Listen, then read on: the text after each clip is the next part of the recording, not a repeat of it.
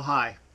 Uh, this is going to be the last video that I produce this year for the Tour de Pink. I've enjoyed doing it ever since I started riding a two-wheel bicycle, which, according to records, was about 68 years ago. I have enjoyed the bicycle, and I've learned a lot. And I hope that some of these videos have been informative, mostly directed for Tour de Pink riders to make it more enjoyable, so that you know what to expect and how to handle situations. And even an experienced rider can learn from some things that may seem elementary at times. So this video will contain 6 sections. I will do them separately so that I can keep my feeble mind in order and make sure that I get everything in that I want to do. So I'm looking forward to seeing you all at the Tour de Pink, and enjoy it, and safe and happy riding. Now, in this video I am going to cover topics that don't necessarily relate to one another, except that they relate to bicycle riding. And I was going to title it, in deference to my favorite author, Conan Doyle, The Final Solution, or possibly Rookie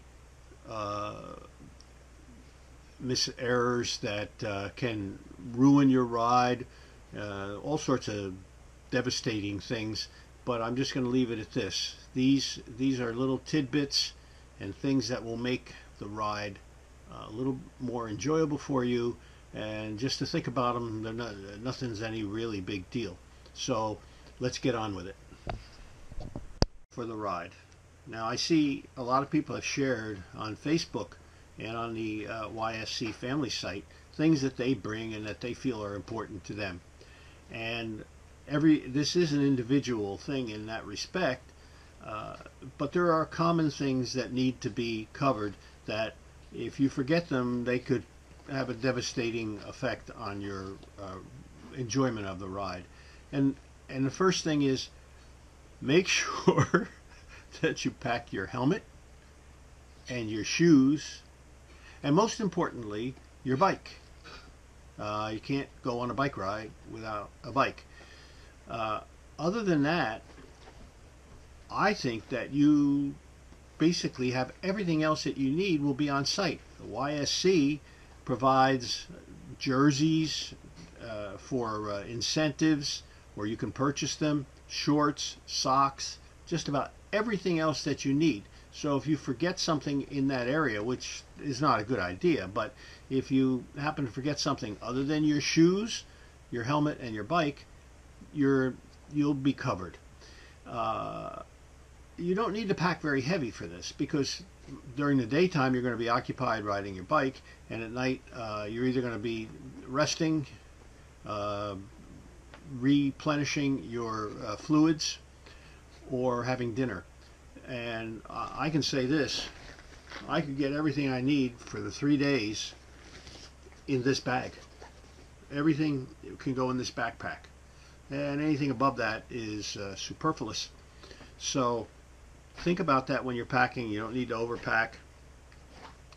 We're going to just be in the bubble for 3 days, so it's just family. So you don't need to have a whole lot of stuff. Bring all the other little things that you need for your toiletries and things of that nature. And most importantly, I've learned one thing: make a list. Make a list and write it down.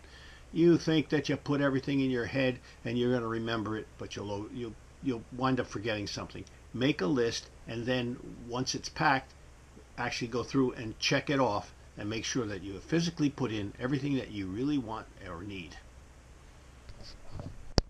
Okay, here's something that I've seen happen here at the Tour de Pink, and I've seen it happen at high levels with racing professionals. So listen to this.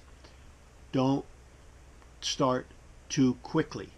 Allow for the rider in front of you to move away and make sure that she is clipped in before you start. Because if she isn't and she hesitates, boom, you've got a little bit of a collision and you haven't even started. So make sure at the very beginning, it's not a race. Everybody goes at a very amiable pace at the beginning. We keep it together. So don't be too anxious and allow the person in front of you to get properly clipped in and move the way a couple of feet before you start to roll and get into your pedals and start to ride. Okay, now here's a tip that comes with a visual aid. Look at this picture and tell me, or tell yourself, what's wrong in this picture.